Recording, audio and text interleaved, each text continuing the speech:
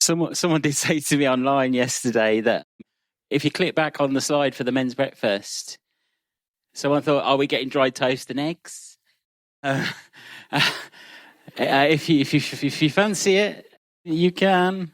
But no, I did choose the picture. It is my fault. I take full responsibility. Good morning, everybody. And my name's Steve. As Tammy said, we're actually married. And Tammy has the pleasure of calling me her husband. We're continuing a series. We're continuing a series that we've been doing since the start of this year, exploring what it means as people to be fully alive. The French Saint Irenaeus said, the glory of God is man fully alive. And so we've been thinking about that. We've been thinking about that somehow God is committed to you and I being fully alive in him. Jesus echoes these sentiments in John 10:10, where he says, the thief or the devil comes to kill and destroy, but I've come that they may have life and life to the full. That our lives and his glory are kind of somehow bound together, that the more alive we are as people, the more glory that brings to God. And so for the first few weeks of this series, we've been thinking about what it means to be fully alive, really on a kind of individual level. We've been thinking about what it means to care for and nurture our souls. And we started by thinking about how we kind of wrestle with the fact that life is full of battles and blessings, isn't it? That we go from moments of great joy to pain and frustration. And we have to live in the tension and the reality of that. And some of the ways that we combat that reality is to change the way we think about who God is and who we are in light of who God is. We also said that one of the ways that we become more alive in ourselves is to learn to rest. Is to learn to remember that when we stop, the world still continues. That when we stop and rest, we not only do we replenish ourselves, but we're reminded that the universe doesn't rotate around us. It carries on without us. And so we need to learn to be people who know how to rest and Sabbath and find deep places of rest. And we've also thought about what it means to just live lives that are more integrated, that we take all of those dimensions of our personhood and we see the reality of that lived out in this thing that we call the soul. This week, we're going to shift gears and we're going to lean into this big idea, okay, one big idea. And that is to become fully alive, we need to dare to believe that we can do that when we learn to do life well alongside others. When we take the step to risk and step into community. And so as we do this, I want to make a fairly strong assertion. The assertion is this, that the risk to step in community requires the risk of commitment. Okay, so the risk to step into community, to step into relationship with others, requires the risk of commitment. Now, it's often been said that we live in a commitment-phobic, I'm not sure if that's a word, but a commitment-phobic age, and particularly in the area of relationships. It's said, and I'll quote, it says, with the emerging apps such as Tinder, I'm not sure what that is, and reality television shows making the century-old practice of courtship taboo, our society is encouraged to engage in one-night stands and the pursuit of no strings attached, emotionless relationships. And so while some people will say, I'm happy to live with zero commitment, the reality is we were never designed to have lives that were unattached to others. You see, the God that we follow is a relational God. And we believe that community and relationship itself is found in him. These kind of like, we see in God this mutually submissive relationship of God the Father, God the Son, God the Holy Spirit. It's often referred to as the perichoresis, the divine dance of the Trinity, that we see in God himself, this community taking place. God is in this kind of perpetual relationship. And you and I, as God's people, as people created, made in God's likeness, we too are made to be relational beings, just like God himself. And the truth is, the gospel is not so much an individual pursuit of becoming right with God, as it is God's pursuit to reconcile and establish a community of people for himself. But so often we make the gospel this kind of individual experience. And we've all heard it said, hasn't it? You know, like, if you were to die tonight, you know, do you know where you'd go? And, you know, God died for you. And that's true at one level. But whenever you read the scriptures, this is more than just the individual. It's more than kind of Western individualism. It's actually a community that God is reconciling. God is bringing back to himself. And you see, that community requires something of us. The theologian Stanley Grenz, he says this. He says, the fellowship of Jesus' followers is not merely a loose coalition of individuals who acknowledge Jesus. Rather, it's a community of disciples who seek to walk together in accordance with the principles of the kingdom. As Christ Church, we desire to live out in the present the final reality that will come at the end of history, namely the reconciled community. The Spirit directs his great creative work towards establishing the eschatological, meaning the end times, the kind of end time perspective of community. A people who are bound together by their mutual obedience to God revealed in Jesus. It is their commitment to living as Jesus' disciples which characterizes the community they form. You see, everything that we do is moving towards something. It's moving towards the establishment of God's community, his community on earth. Tim Keller, he put it this way. He says, how then will the story of human history end?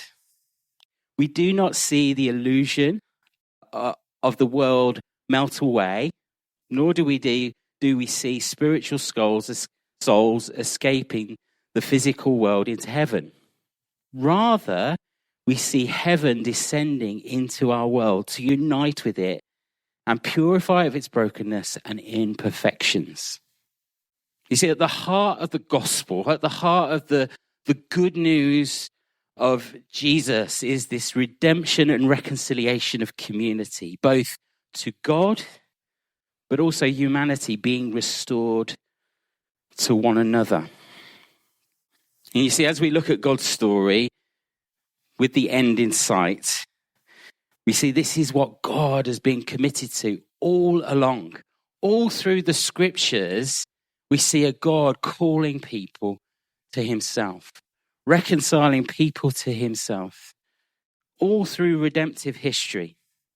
And this is what we as his people are called to commit to as well. It's what we're called to be and to be part of God's story. Yet often as his people, we kind of find the C word a little bit difficult, don't we? And the C word is commitment. We find commitment quite difficult. And so that's kind of what I want to lean into today.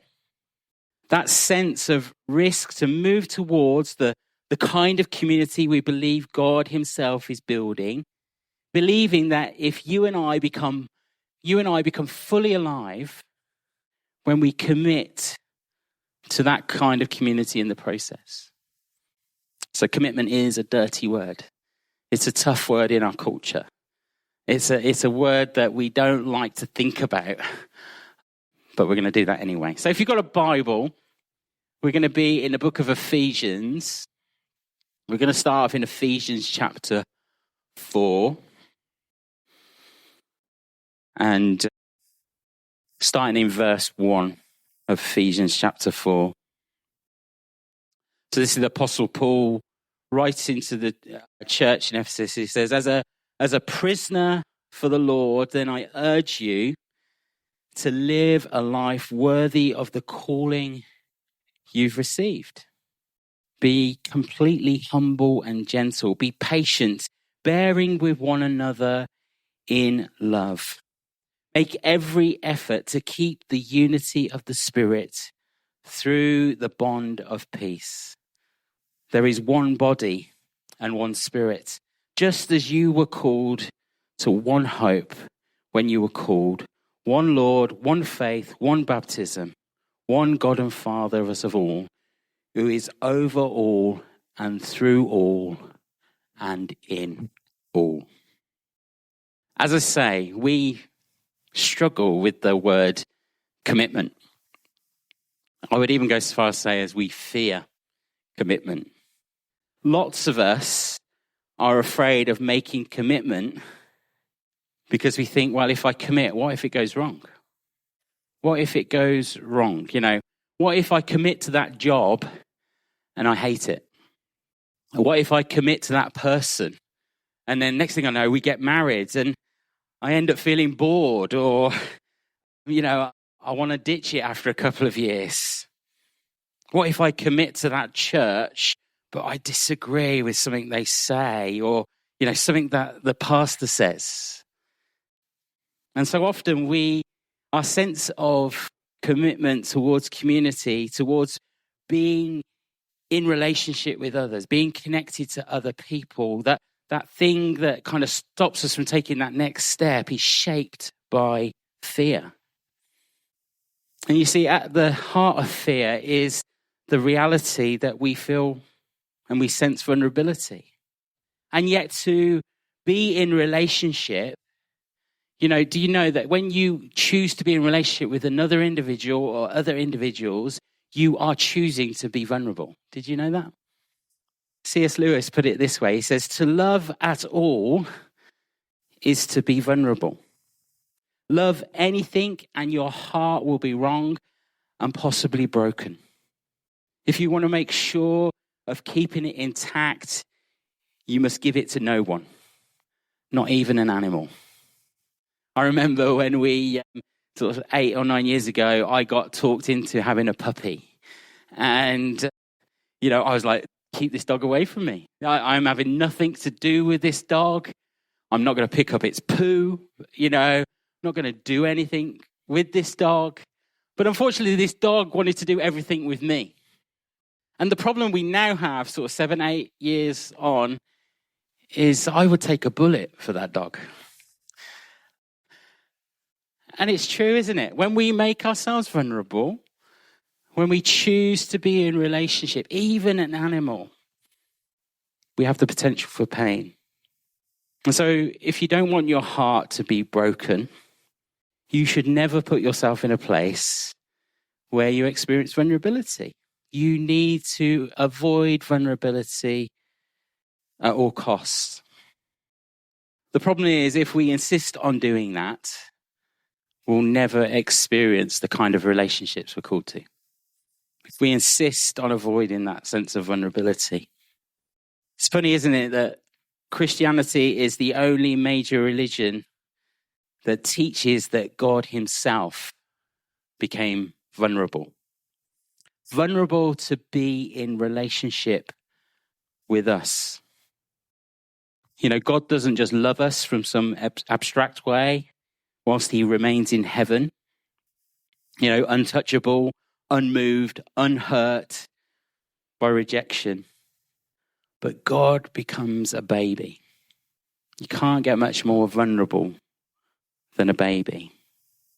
God allows himself to be hurt, to be betrayed, to be misunderstood, to be rejected. God becomes someone who can be beaten and tortured and spat on and killed. Why did he do that? Why did God become so vulnerable? Well, he did it to win us back, to bring us back into relationship with him.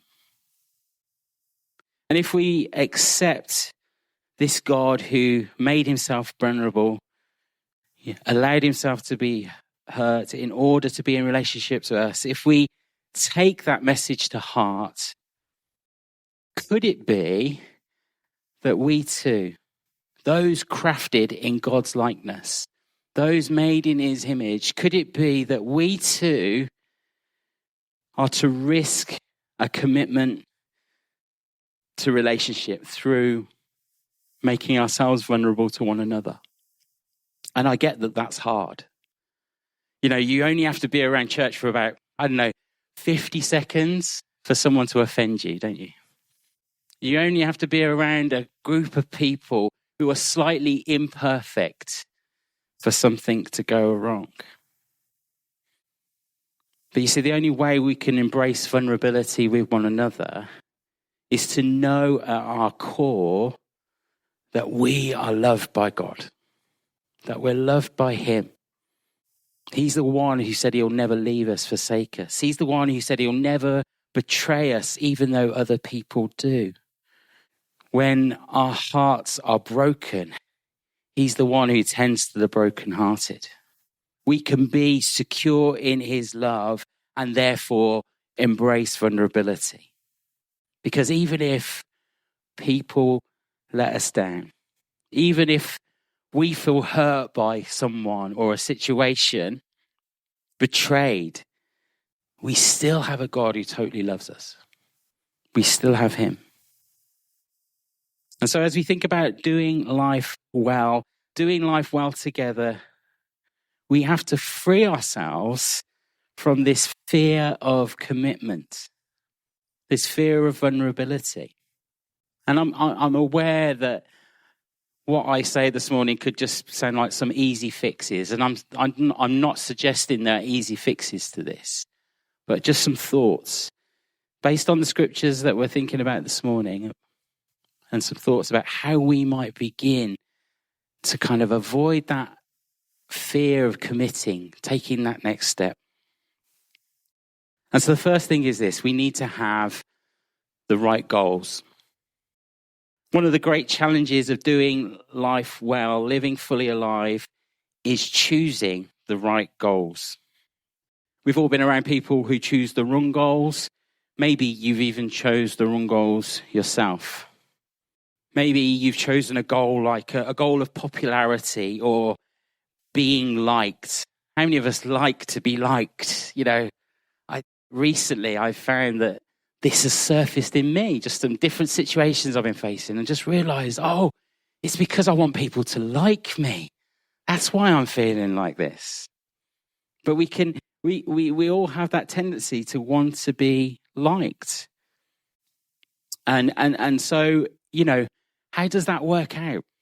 Well, sometimes when we drive to want to be liked, it really shapes the decisions we make and the kind of goals we set. And that has a major impact on how we relationally connect with people. If you're a parent and all you want to be is liked by your child, your ability to parent will be hampered. Because being liked in a moment when the right thing is to say no, or not yet, or put that down because you're going to burn yourself, you have to choose, don't you, in that moment? I'm not going to be liked because I want to do this thing well. If our goal is to be liked, but you lead a team at work in an office, then actually you won't be able to hold people accountable who work under you. If you choose to think, I just want to be liked. If your goal is always to be liked and you're teaching in a classroom, guess what? You won't be able to correct the behavior of some of your students if you set out to be liked. Or maybe your wrong goal isn't to be liked. Maybe your goal is something else. Maybe it's to be wealthy. And that means you sacrifice everything, your family, your marriage, your children, on the altar of wealth. Now, being wealthy in and of itself is not a bad thing as long as you give. But when wealth is our pursuit at the cost of everything else, we're heading into dangerous territory, aren't we? Where, it's not a goal to invest in. Jesus says, what does it profit a man? We looked at this passage last week. What does it profit a man to gain the whole world yet forfeit his soul? The foolish store treasure for themselves, not being rich towards God. Jesus says, don't store up treasure on earth where it decays. Ephesians 4:1, where we started, Paul says, as a prisoner for the Lord, then I urge you to live a life worthy of the calling you have received. Paul invites us to live a life worthy of the call we've received. That if we're going to make a commitment to community, to relationship, to family, we need to commit to the right goals. We need to commit to the right goals. And this got me thinking, what's the goal of the church? Is the goal of the church to kind of have a nice experience every Sunday morning, where, if you choose to sit in the blue seats, you're far more comfortable. And, you get to sip some half-decent coffee and get to sing some songs and listen to someone teach for a little while. And then, at the end, we say, come Holy Spirit, I get these goosebumps. And then I go home and I eat my lunch. I'm never stretched. I'm never confronted. Never made to feel uncomfortable in any way. Is that the goal? Being comfortable.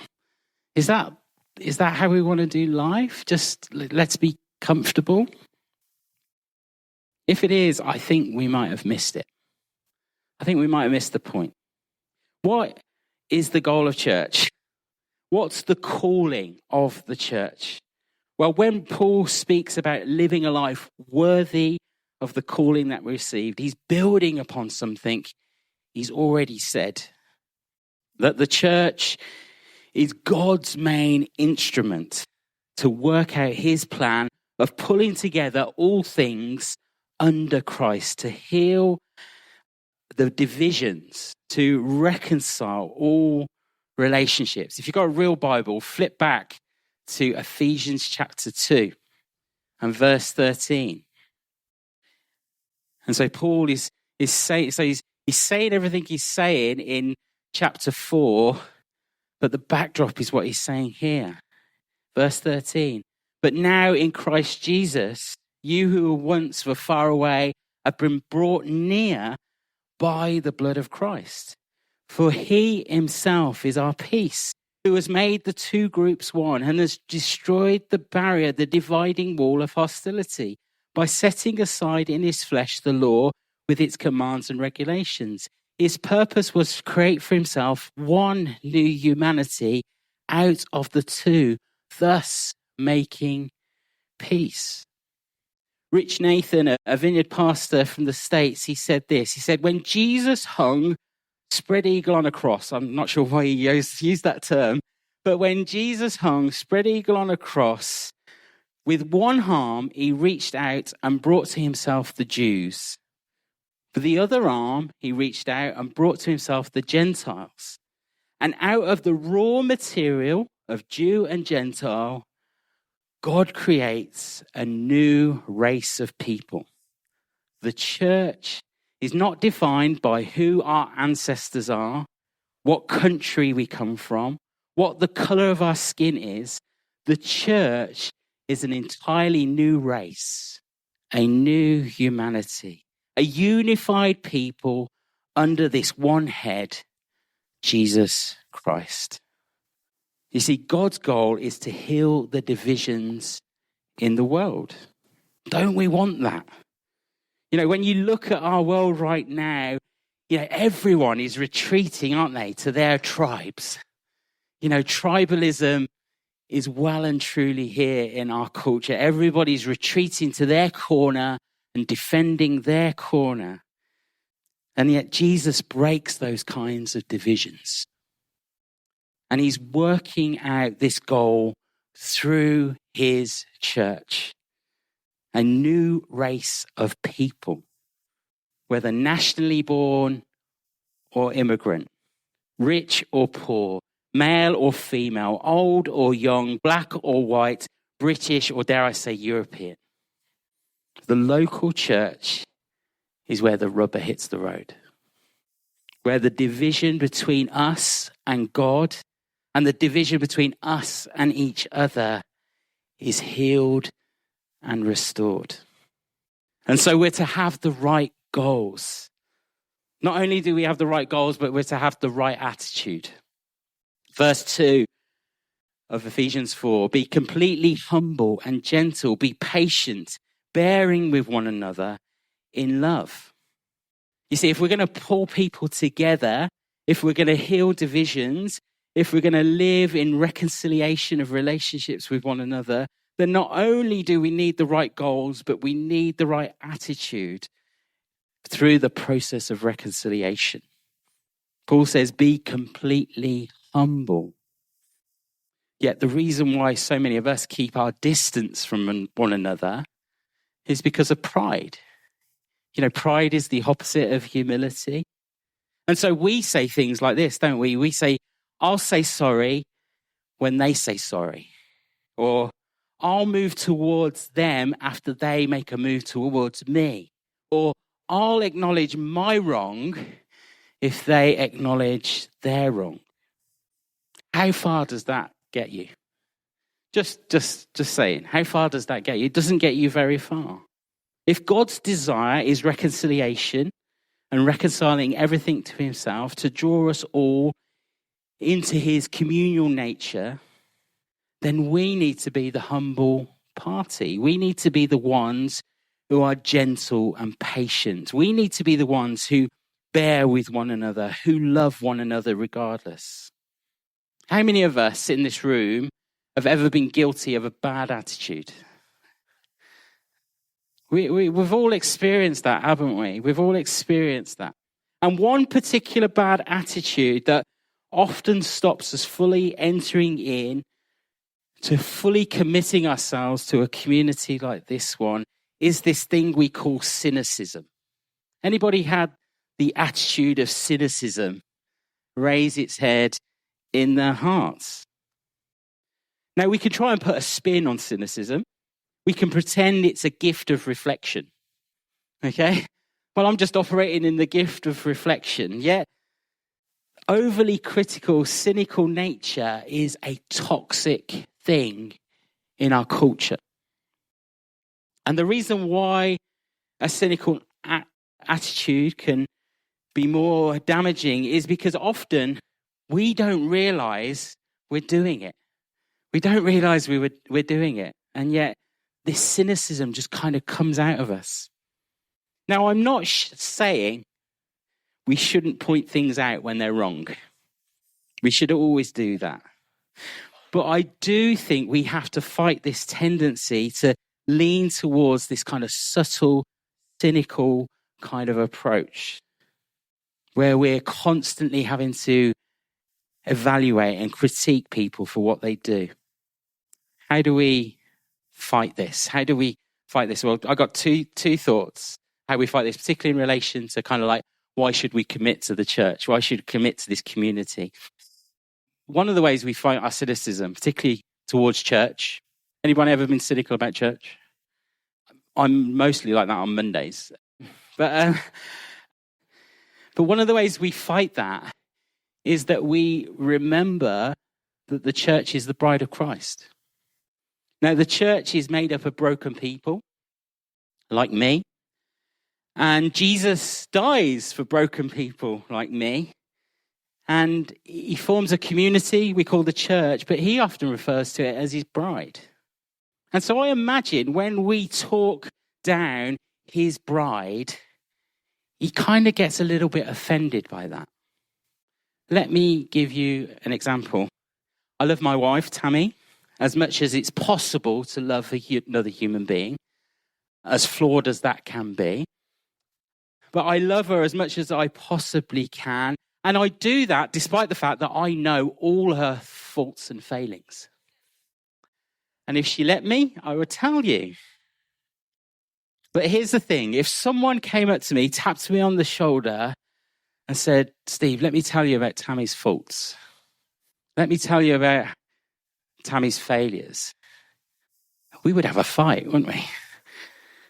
That would be fighting talk. That would be offensive. And I just wonder when we critique or speak ill of Jesus' bride, his church, I wonder if he feels the same. I wonder if he feels the same. Now, that doesn't mean to say we don't call out bad behavior. You know, for too long, the church has hidden things, pushed things under the carpet, made excuses. We should always bring those things into the light. But I'm not sure we should let the imperfections of Jesus' bride diminish who she is. The bride of Christ. The bride of Christ. So to kind of fight for the right attitude, to fight that attitude of cynicism, one of the things we can do is remember what the church is.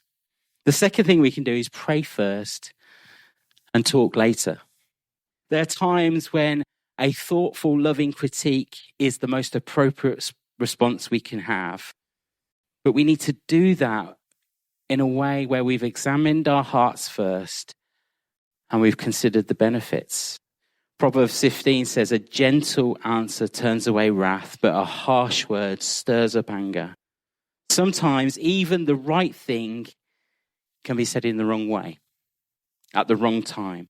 Sometimes we need to pause before we speak. And so we can fight cynicism in our hearts by choosing to pray first and speak second.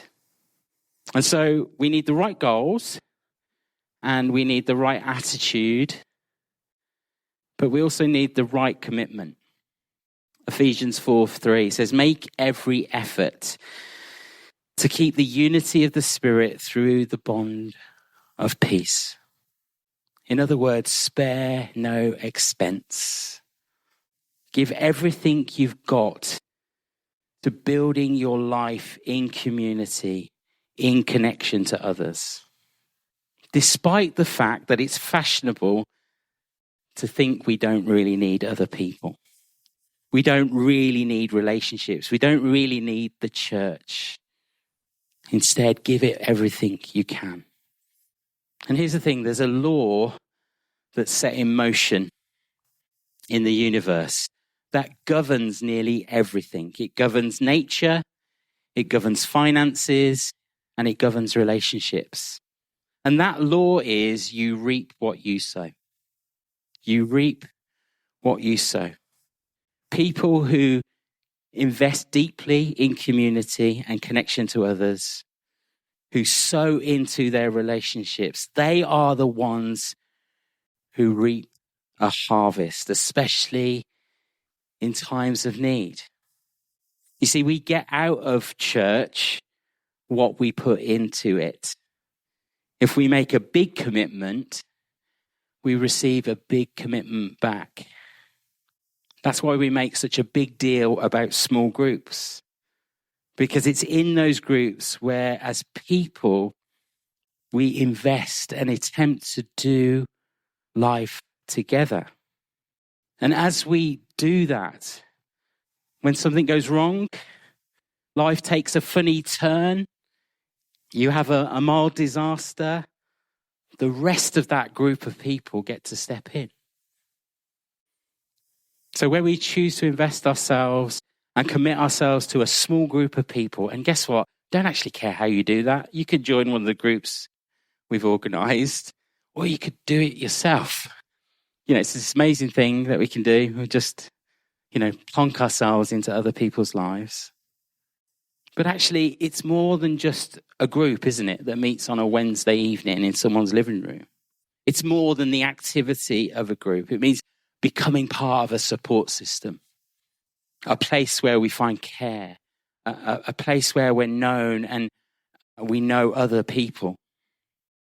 And so again, I would say, if you're not in a group, if you're not connecting to others on a regular basis, do so. We've got a whole bunch of those that you can connect to. Or if you can't find one, or you don't think any of them are any good, start one. And if you want people to come, just have the best food. So that's what I would do. So let's summarize. What does it mean to address our inbuilt fear to commit, and particularly to commit to this thing we call community? Well, it means considering the right goals. We're to remember that the church isn't just here for our entertainment. The church has a calling to break the dividing walls that exist in humanity, to reconcile men and women back to God, and to reconcile ourselves back to one another. It means we need to consider the right attitudes as we choose to love and prefer each other. It means to refuse to bow down to cynicism, but instead learn to honor one another as people created in God's likeness. And it means to consider the right commitment. It requires our effort. You see, one of the things I've noticed, and I'm not picking on anyone, and don't look at anyone, okay? But one of the things I've noticed is that a number of you take the first step, you sign up to a group. Do you know there's another step after that? You actually have to go. You have to go to the group. And so you see, if it's one thing to sign up, it's another to step into community. I know what it's like. I lead a group on a Tuesday, and sometimes I'm like, I really don't want to go tonight. I really love the people there. I love being with those people. But you know what? I could watch another 4 episodes of X-Files. We're on season 4 now. And so, why would... And I have to resist that urge, And if I have to do it, I'm sure you have to do it as well. I'm a professional Christian, and I have to do it. So I'm sure you have to do it as well. But let's fight that urge, and let's choose the right commitment. And so do what you need to do there. And so in order for this to be a reality, we have to give ourselves, knowing that the level that we invest is the level that we receive. The measure that we use to invest is the measure that we receive. So homework for this week. Homework for this week is to take one new step towards community. One new step. And that could be as simple as inviting another person for a coffee. Okay? That could be where you start. It could be that you connect in one of our affinity spaces. And we've got 2 of those coming up. We've got the women's gathering next weekend and the men's breakfast in a couple of weekends' time. It could be that you choose to be part of that. It could be that you sign up and you go to a group. There's still space, except for in Jordan Terry's group. So don't sign up to that group. But there's still space everywhere else, okay? And if you go to the Filipino group on a Sunday evening, I will be jealous because of the food and the people, of course. You don't just like see people as objects to provide us food. Anyway, before I dig a hole, I would just say that's the best group in the church. Would you agree, folks? The best group in the church. The group that could teach us all how to do life together. Okay, so that's your homework, okay? Take one step towards community, and it could be a little step, it could be a big step, but one step towards being connected to others. Amen? Why don't we stand?